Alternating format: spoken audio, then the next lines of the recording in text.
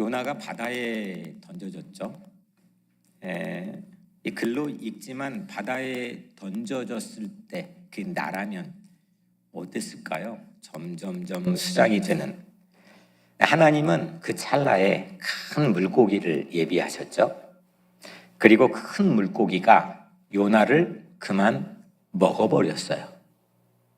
그리고 요나는 3일 밤낮을 그 물고기 뱃속에 있었죠.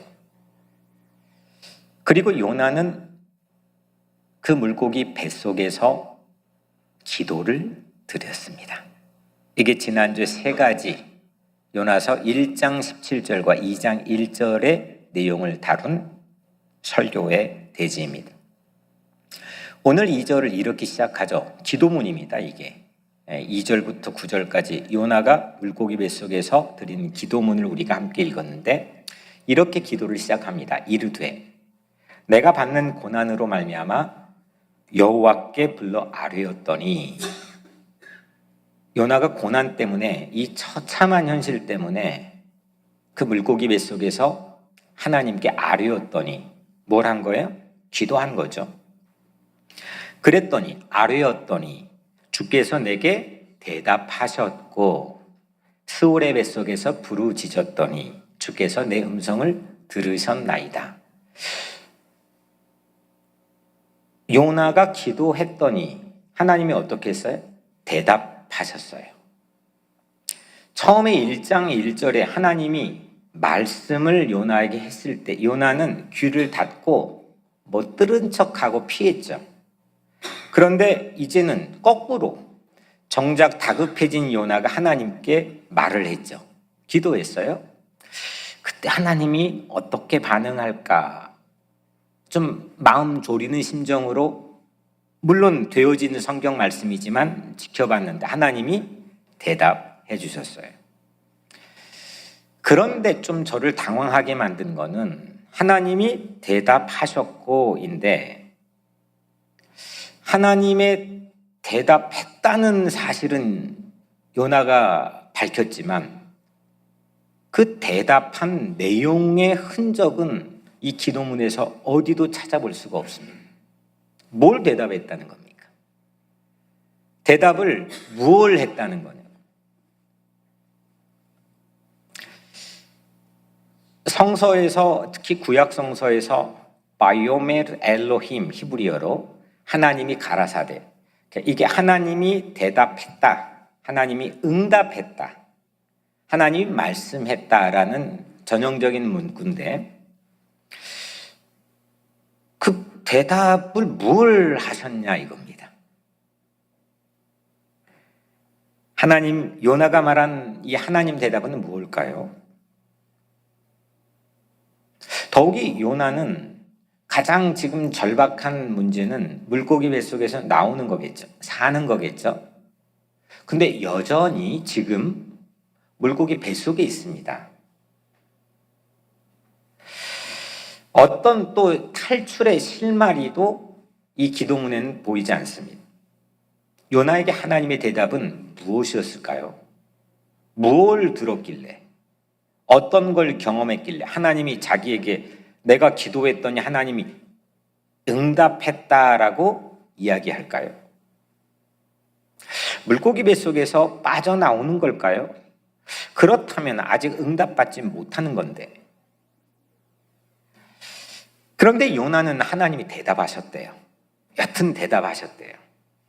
6절에도 보면 나의 하나님 여호와여 주께서 내 생명을 구덩이에서 건지셨나이다. 언뜻 이걸 우리가 요나의 기도 이 문구를 듣자마자 구덩이에서 건지셨다는 건 물고기 뱃속에서 빼주셨다는 거겠지? 그래, 하나님이 대답해 주셨겠구나 라고 생각할 수는 있겠지만 재차 말씀드리자면 아직 요나는 어디예요? 뱃속이죠. 안 나갔어요. 못 나갔어요. 나갈 거는 알아요. 그런데 아직 안 나갔어요. 그런데 대답하셨다고 그랬단 말이에요. 요나는 그날 하나님에게 어떤 대답을 들었던 걸까요? 이게 오늘 말씀의 가장 큰 질문입니다. 오늘 요나의 기도문은 2절부터 9절까지 총 8절입니다. 이 8절에서 무려 5절이 시편에 있는 말씀을 요나가 기억하고 인용하고 그 시편으로 기도를 드리고 있습니다. 저도 처음 알았습니다. 이게 요나 기도가 그렇다는 것. 여러분 성경의 각 절의 옆에 보면, 오늘 읽은 말씀이 옆에 보면, 집에 가서 보시면 됩니다.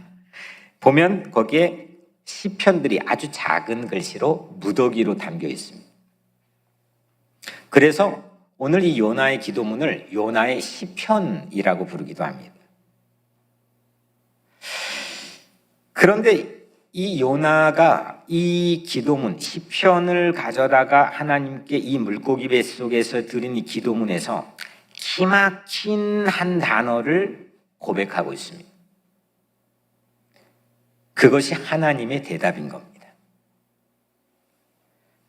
그게 8절에 보면 거짓되고 헛된 것을 숭상하는 모든 자는 자기에게 베푸신 은혜를 버렸사오나.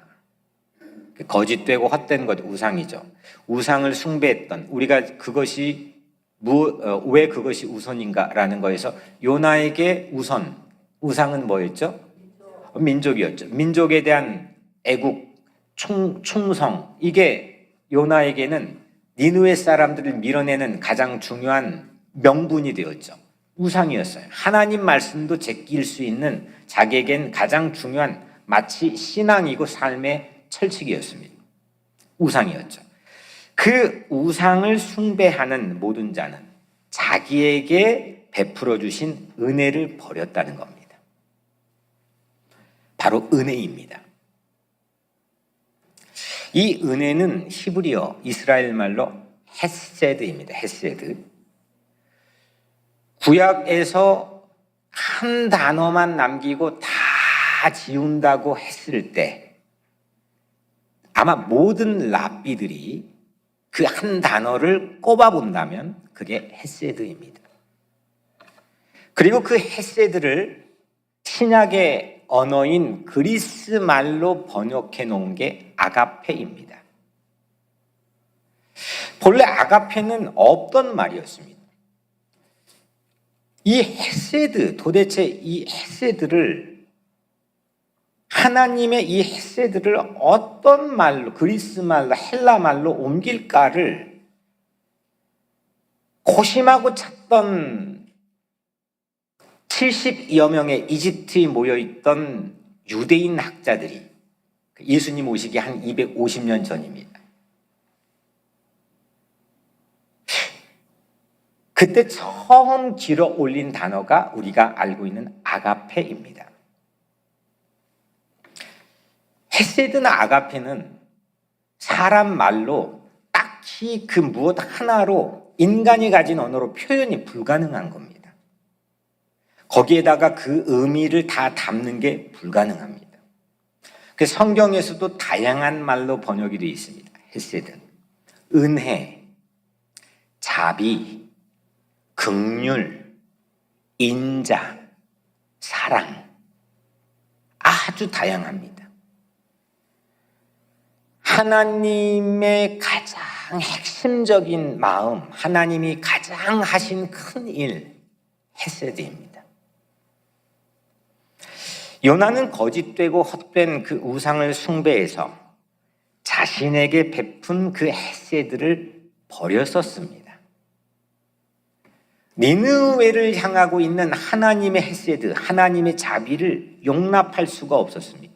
왜냐하면 내가 충성을 다해야 되는 이 민족의 걸림돌이었기 때문입니다. 요나에게는 민족이 헤세드보다 우에 있었습니다. 그래서 우상이었죠. 그래서 그 은혜를 버렸습니다.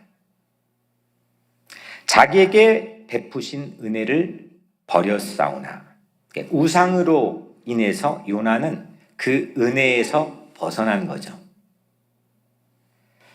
그런데 요나는 물고기 그 뱃속에서 이 헤세드를 만나게 됩니다.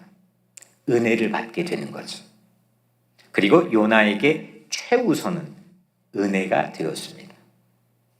그래서 하나님의 대답, 요나에게 오늘 하나님이 기도했더니 하나님이 대답하셨고, 하나님의 대답은 헤세드, 은혜입니다.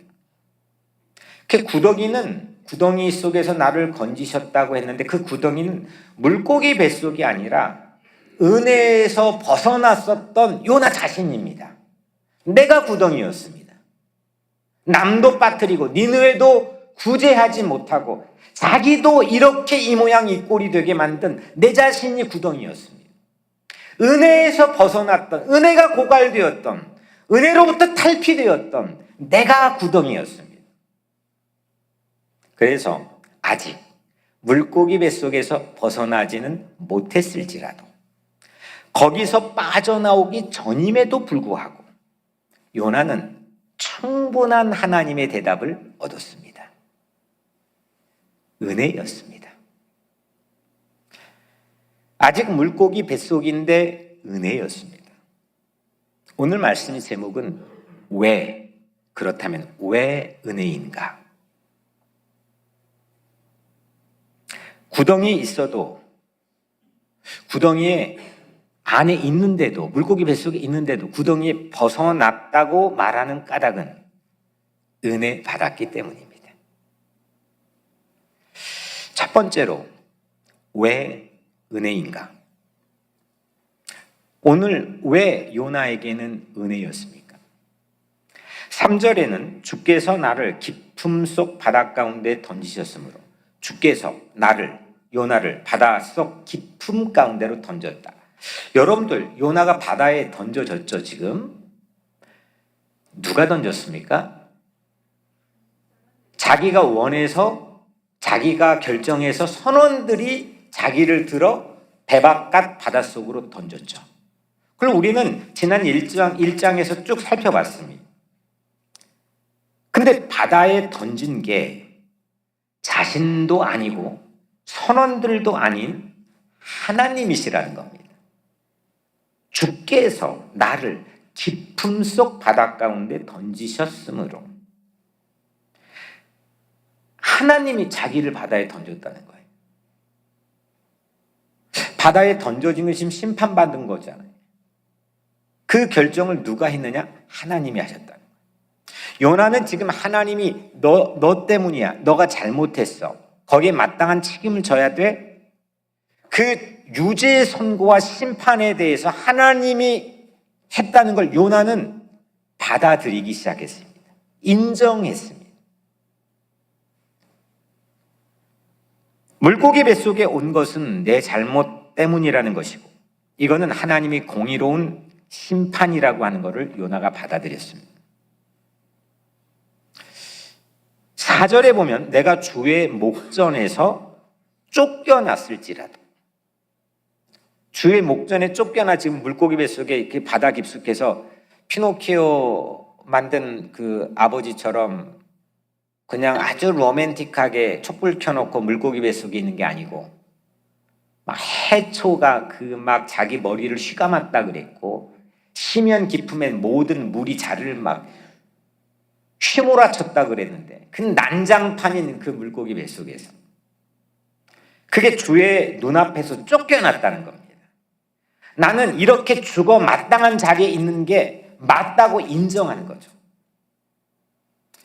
여러분들, 우리는 기독교의 첫 번째 교리를 나는 죄인입니다 라고 하는 인정으로부터 시작하죠. 물론 우리는 다 그렇게 알고 있고 인정합니다. 하지만 실제 여러분들의 삶의 현장에서 누군가가 너 때문이야. 너 죄인이야. 아니, 남은 아니어도 내 마누라가 그래도 어때요, 여러분들? 참기 힘들죠. 요나가 버렸던 헤세드, 그 헤세드가 하나님이 대답이 될 수 있었던 까닭은 요나가 하나님의 자비 없이 살 수 없는, 요나가 은혜가 아니면 살 수 없는 그 죄인이라고 하는 사실을 받아들였다는 겁니다.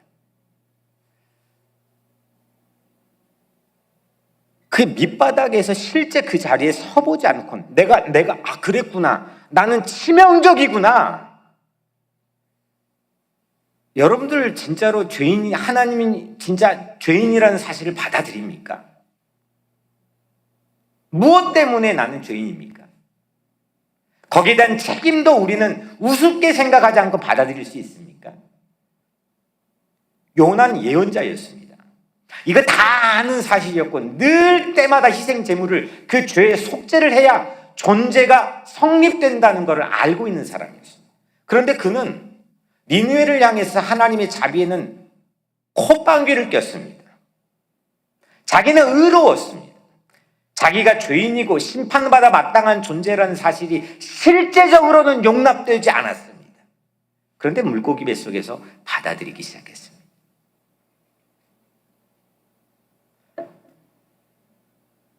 이게 시작입니다. 그 은혜가 아니면, 그 헤세드, 그 자비가 아니면 나는 아무것도 아니고 살 수가 없다고 하는 기독교의 첫 번째 교리인 전적 타락이라고 하는 이 사실 자체에 대해서 요나가 인정하기 시작했어요. 더욱또 한 걸음 나가서 요나는 자기의 무능을 절감했습니다. 3절에 큰 물이 나를 둘렀고 주의 파도와 큰 물결이 다 내 위에 넘쳤나이다. 여러분들, 큰 물이 지금 요나를 둘렀습니다. 어디 수영장에서가 아니고 바다 깊숙한 곳에서 큰 물이 나를 둘렀고 주의 파도와 큰 물결이, 거기에서 우리 송재현 집사님 태권도 유단자, 이게 관장님이라고 해서 거기서 뭘 이렇게 능력을 발휘할 수 있을까요? 아니면 내가 조금 수영을 잘한다고 해서 거기서 내가 빠져나올 뭐가 됩니까? 내가 물속지리는 내가 시골에 살아봐서 잘 알아 해서 뭐 거기에 좀 뭐가 있겠습니까? 바다입니다. 지금 표현하는 것 자체가 이렇게 둘러쌌는데 나는 아무것도 할 수가 없습니다. 바다에 빠져가는데 나는 아무것도 할 수 없는 절대 무능을 절감하고 있습니다. 요나는 그걸 경험하고 있습니다. 이런 절대 무능 없이 은혜라고 하는 거는 사실은 말잔치에 불과합니다. 나 은혜 받았네. 어디 부흥에 참석해서 은혜 받았네. 이건 매우 찰나적인 겁니다. 그 은혜가 무시되어서는 안 되겠지만 찰나적인 겁니다. 실제 우리의 삶을 변화시킬 수 있는 은혜는 절대 무능과 절대 타락을 받아들이고 인정할 때부터 시작합니다. 그래, 그게 필요한 거거든요. 5절에 물이 나를 영혼까지 둘러싸우며 기품이 나를 에워싸고 바다 풀이 내 머리를 감쌌나이다. 해초가 자기 머리를 막 감싸서 막 진짜 미친 사람처럼 됐겠죠. 그 바닷속의 위력에 이 요나는 어쩔 수 없는 거죠. 무능한 겁니다. 6절에 내가 산의 뿌리까지 내려갔사오며 땅이 그 빗장으로 나를 오랫도록 막았사오나 사람이 다 보지 못했던, 누구도 다 보지 못했던 그 해저 깊은 시면의 바닥에서 문들도 다 닫혀버렸다고 표현할 정도로 그 물고기 뱃속에 꽁꽁 갇혀서 뭣도 할 수 없는 요나는 자기의 무능을 경험했습니다. 진짜 무능한 자리입니다. 근데 거기에서 하나님의 헤세드, 은혜를 만날 줄이야. 자신의 유죄를 받아들이고 해결 능력이 없는 그 무능을 인정한 그때 비로소 물고기 뱃속에서 진주처럼 빛나는 헤세드, 은혜를 만나게 되죠.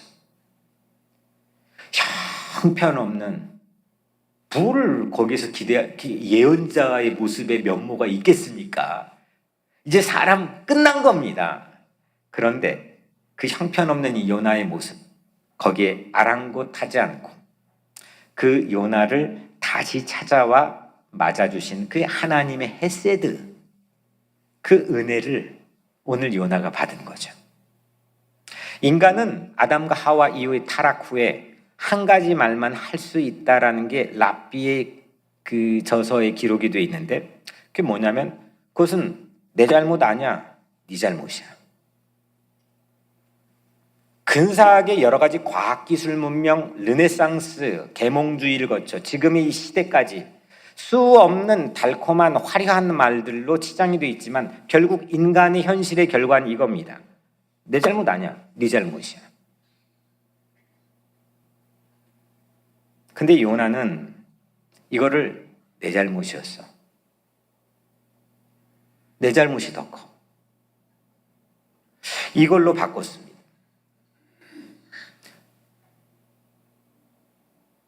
니느웨의 잘못에 대해서 개선의 여지를 갖기 위해 하나님이 자비를 베풀기 위해서 가라고 했는데, 야 니느웨 왜 가? 니느웨 걔네들한테 왜 가? 라고 했던, 걔네들은 자비가 필요 없는 애들이야 라고 했던 요나가 이제는 자기가 가장 그 니느웨를 향한 자비가 필요한 자리에 섰습니다. 여러분들은 어떻습니까?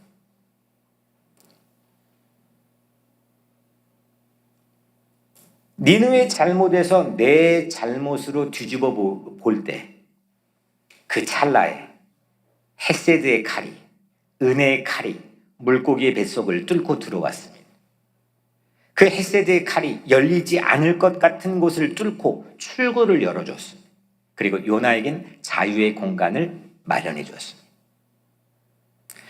그래서 탈출이 오리무중인데 뭐 어떤 탈출의 기미도 없는 건데 요나는 헤세드, 은혜를 하나님의 대답이라고 여겼습니다. 그래서 감사까지 했습니다. 왜 은혜인가요? 왜 은혜인가요? 내가 살 유일한 길이기 때문이죠. 은혜는 나를 구원해 줄 유일한 길이기 때문입니다. 왜 은혜인가요? 내가 용서받을 유일한 길이 헤세드, 은혜이기 때문이죠. 왜 은혜인가요? 죄에서, 나의 전적 무능에서 일어서게 하는 유일한 능력이 헤세드, 은혜이기 때문이죠. 왜 은혜인가요? 은혜 받으시기를 축원합니다. 두 번째도 왜 은혜인가? 우리는 쉽게 착각하고 넘어가는 문제가 발생을 여기서 합니다. 죄송하지만 많은 목회자들조차도, 많은 신앙의 구력이 있는 사람조차도 여기에서 함정에 빠지고 착각을 하는 경우가 참 많다고 저는 생각합니다. 요나가 잘못을 인정했죠. 그래서 하나님이 은혜를 베푸셨다. 요나가 회개 기도를 해서 하나님이 응답했다. 이런 도식을 교리적으로 우리는 아주 손쉽게 취득해버리는 경향이 있습니다. 선상의 선원들 앞에서 이건 나 때문이야, 풍랑 나 때문이야, 그 나를 들어 바다에 던져 라고 해서 하나님이 헤세드를 베푸신 것일까요? 내가 회개해야 은혜를 베풀어 주시는 걸까요?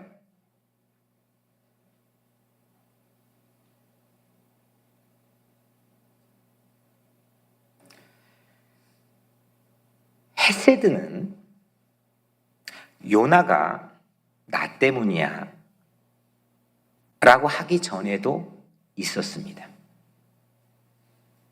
자신을 들어서 바다에 던지라고 하기 전에도 헤세드는 있었습니다. 내가 뭔가 그 근사한 변화된 행동을 하기 전에도 은혜는 있었습니다. 헤세드는 어떤 조건도 우리에게는 내밀지 않습니다. 우리하고 거래를 하지 않습니다. 우리는 그걸 믿기가 힘듭니다. 왜냐하면 거의 대부분의 사랑으로 포장된 것조차도 거래를 하고 있습니다. 감정의 거래, 대화의 거래, 손익분기점이 분명히 설정되어 있습니다. 부부 사이도 마찬가지입니다. 내가 먼저 변해야 그 헤세드가 오는 게 아니라는 겁니다. 하나님의 말씀이 1장 1절 2절에 요나에게 임했던 그 1장 이전에도 헤세드는 있었습니다. 갑판 위에서 요나가 선원들과 최후 통첩에 의사결정을 요나가 하기 전에도, 그런 근사한 오래간만에 좀 보암직한 결정을 하기 전에도 헤세드는 있었습니다. 그 꽁꽁 닫아 놓았던 요나의 귀가 모처럼 열려서 말씀이 들려지기 전에도 헤세드는 있었습니다.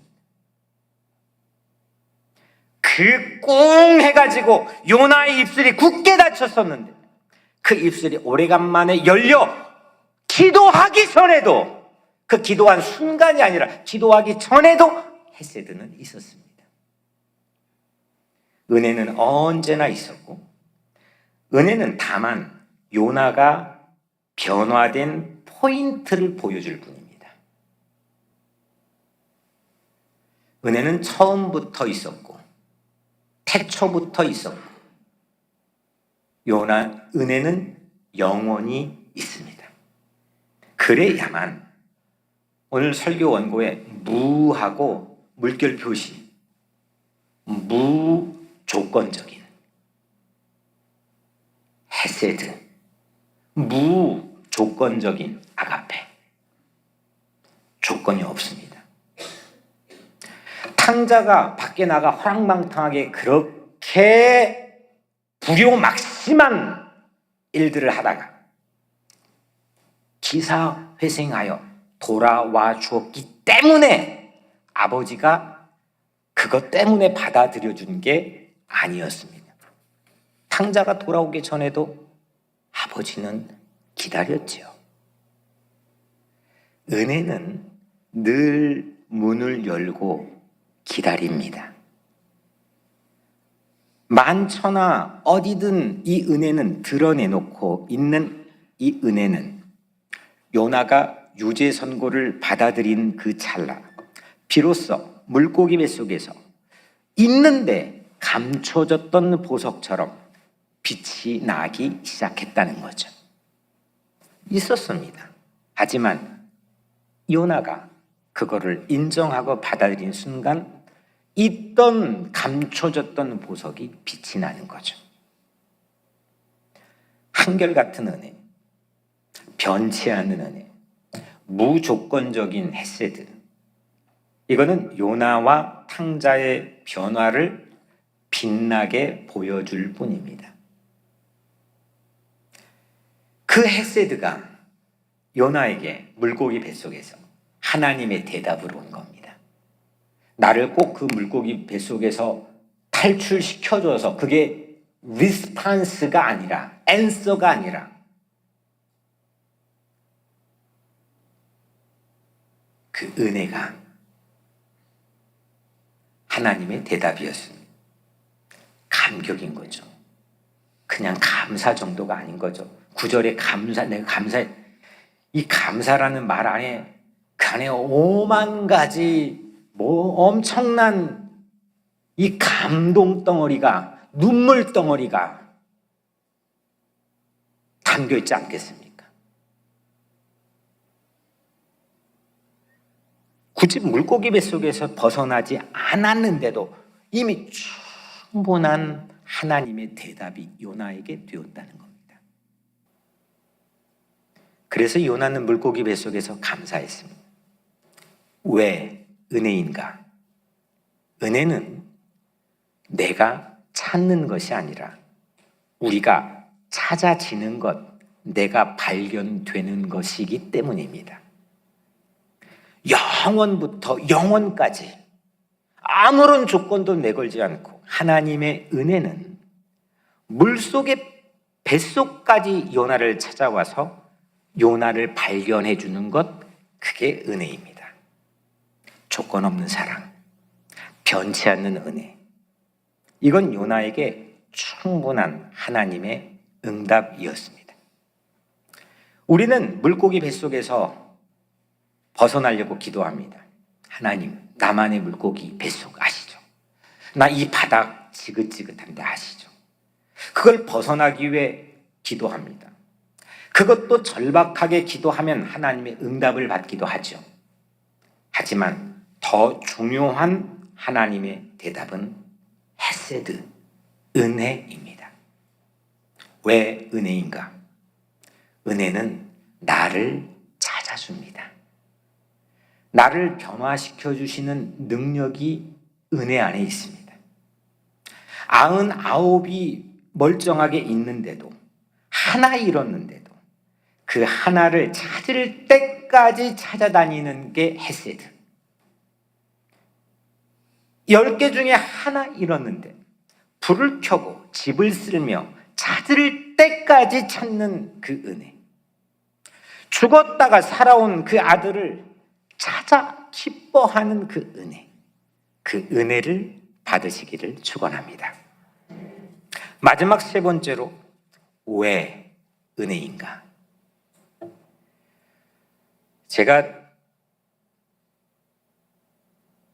가급적 문법 얘기를 하지 않는데 아마 여기 15년 설교하면서 2주 전에 처음 문법 얘기한 것 같아요. 제가 거의 문법 죄송하지만 2주 전에 한 번 했고 오늘 두 번째 사용하자면, 우리나라 말에는 시제라고 하는 게 있죠. 시제. 세 가지가 있어요. 먹었다, 먹는다, 먹을 것이다. 과거, 현재, 미래. 세 가지의 시제가 있죠. 근데 이스라엘 말인 히브리어에는 딱 두 개의 시제밖에 없습니다. 완료와 미완료입니다. 완료는 완성된 겁니다. 끝난 겁니다. 종료된 겁니다. 이게 완료입니다. 과거죠. 미완료는 과거의 어느 시점부터 시작했는데 지금도 진행 중이고 또 미래도 지속할 수가 있는 게 미완료입니다. 그러니까 이건 미래를 포함한 좀 큰 개념이죠.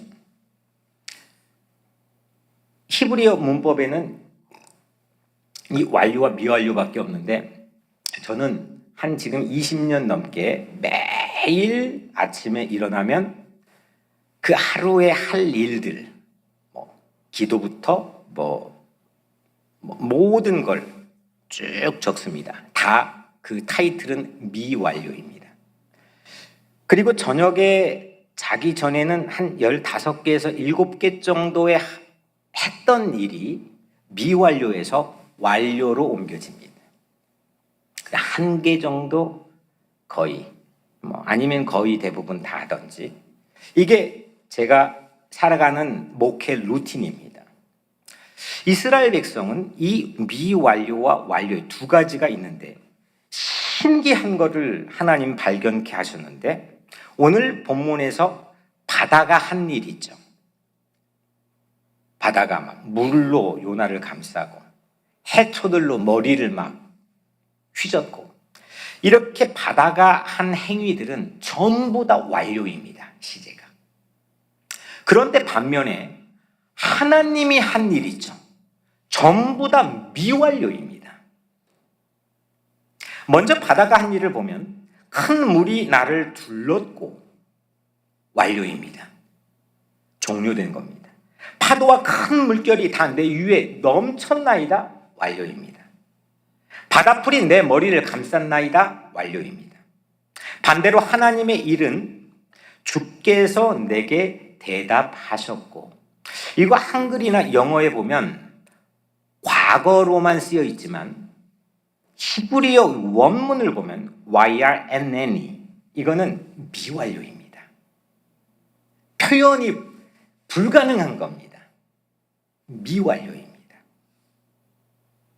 주께서 내 생명을 구덩이에서 건지셨나이다. 히브리어로 왈탈, 건지셨다. 이것 미완료입니다. 하나님이 하신 일은 바다가 한 일과 다르게 종료된 게 아니라 미래를 향해 열려 있습니다. 바다가 한 일, 즉 심판은 완료입니다. 지옥, 여러분들 지옥은 발전이 있을까요? 어제 뜨거웠으면 내일은 더 뜨겁게? 지옥은 발전이 없습니다. 한 일 그대로 완료, 종료입니다. 하지만 하나님의 일은 태초부터 시작되어 지금도 중단 없이 진행되고 있고 내일 또 미래에도 열려 있습니다.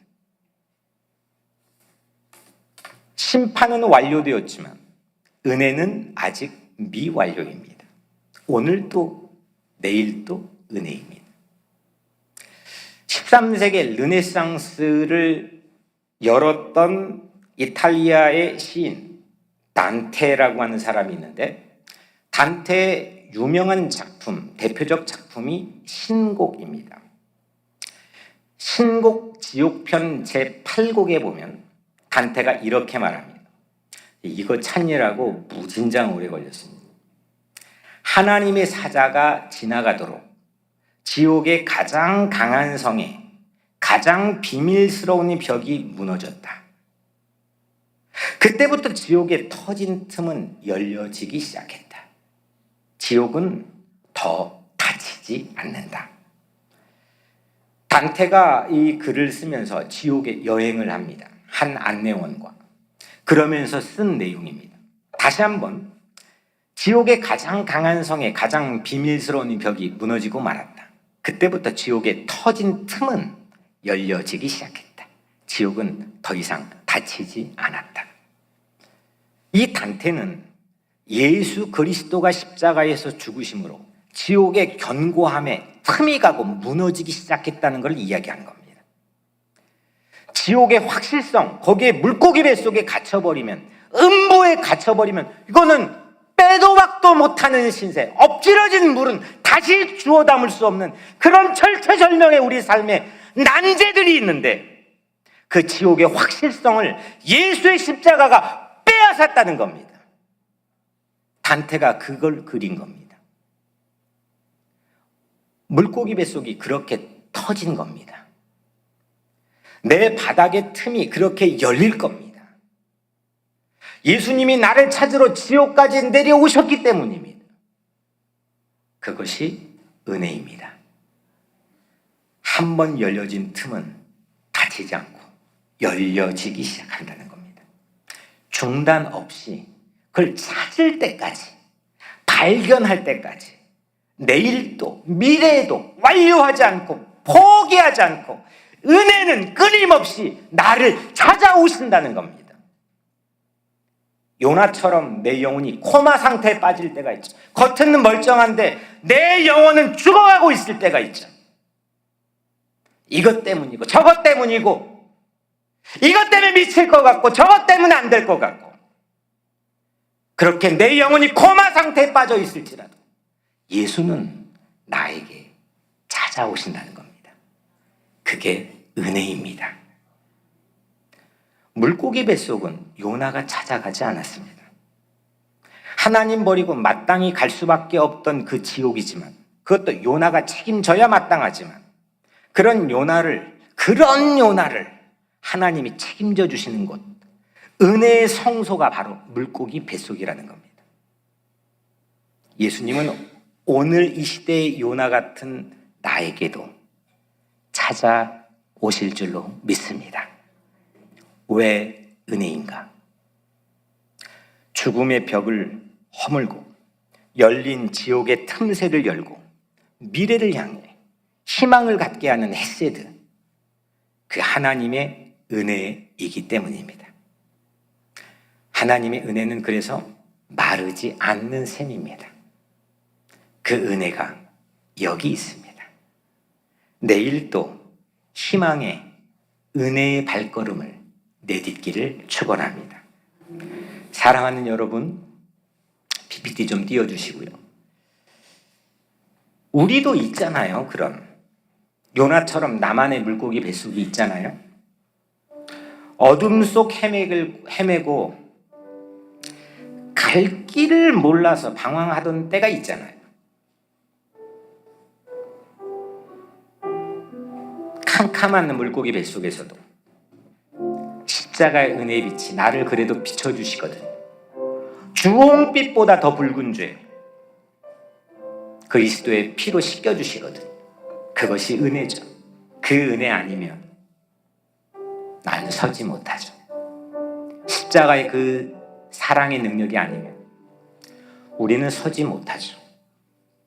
이제 내가 물고기 뱃속에 있을지라도 내 안에 예수 그리스도의 은혜가 살아나기를 간절히 축원합니다. 오직 은혜로 살아갑시다. 주의 은혜로 살아갑시다.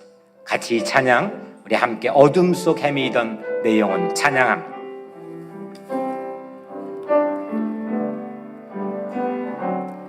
어둠 속 헤매이던 내 영혼 갈 길 몰라 방황할 때에 주의 십자가 영광의 그 빛이 나를 향해 비추어 주션 주홍빛보다 더 붉은 내 죄 그리스도의 피로 씻기어 완전한 사랑 주님의 은혜로 새 생명 주께요. 은혜 아니면 나서지 못하네. 십자가의 그 사랑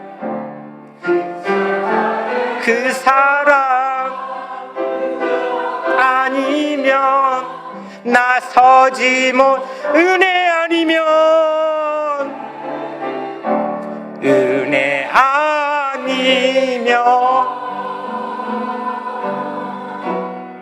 나서지 못하네. 놀라운 사랑 그 은혜 아니면 나서지 못하네. 내 아니면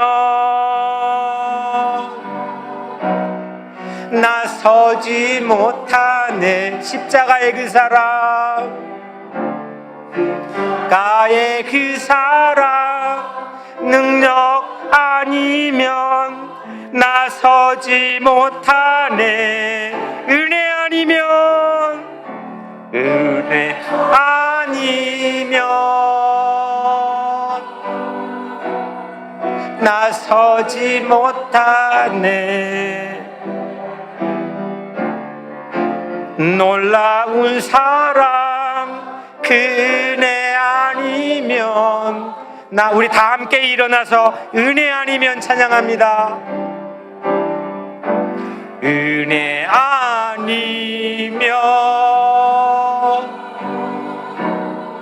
나서지 못한 십자가의 그 사랑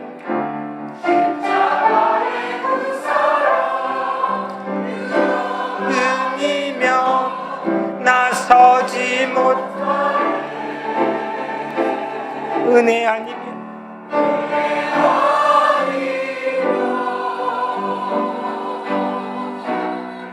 나서지 못한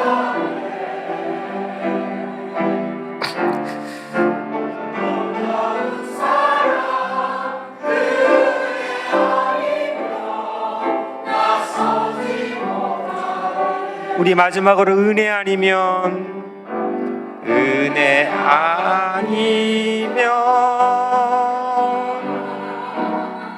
나서지 못하네. 십자가의 그 사랑 아니면 나서지 못하네. 은혜 아니면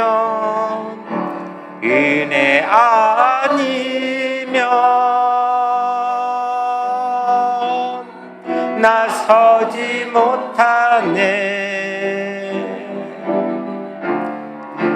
놀라운 사랑 그 은혜 아니면 나서지 못하네. 이 시간 우리 같이 기도하면 좋겠습니다. 여러분들만의 물고기 뱃속이 왜 없겠습니까? 힘이 겨워 모든 것 다 내려놓고 포기하고 싶은 그 바닥이 왜 없겠습니까? 하지만 그 바다까지 찾아와 주신 그 헤세드 은혜를 하나님 나에게 채워 주옵소서. 그 은혜로 내가 다시 살게 하여 주옵소서. 그 은혜로 우리 교회가 서게 하시고, 그 은혜로 내 자녀들이 서게 하시고, 그 은혜로 우리 가정이 회복되게 해달라고, 그 은혜로 내 병이 치유되고, 그 은혜로 나에게 소망이 있게 해달라고. 이 시간 우리 같이 주여 한 번, 세 번 외치고 우리 마지막 기도합니다. 주여, 주여, 주여.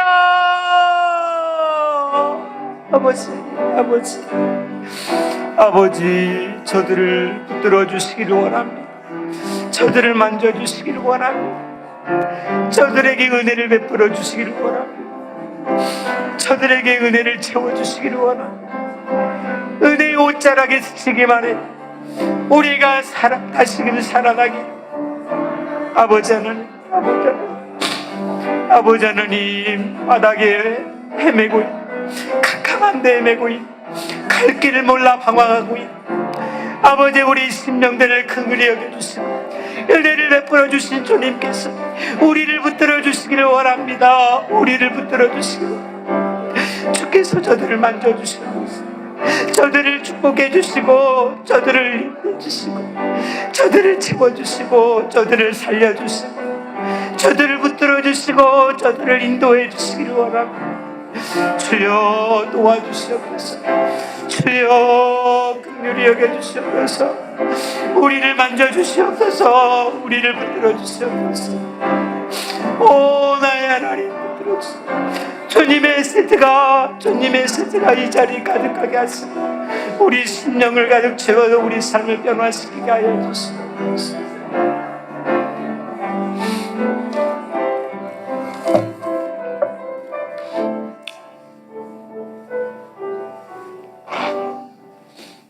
주님이 그대 앞에 계셔서 그대에게 은혜의 길 보이시길 바랍니다.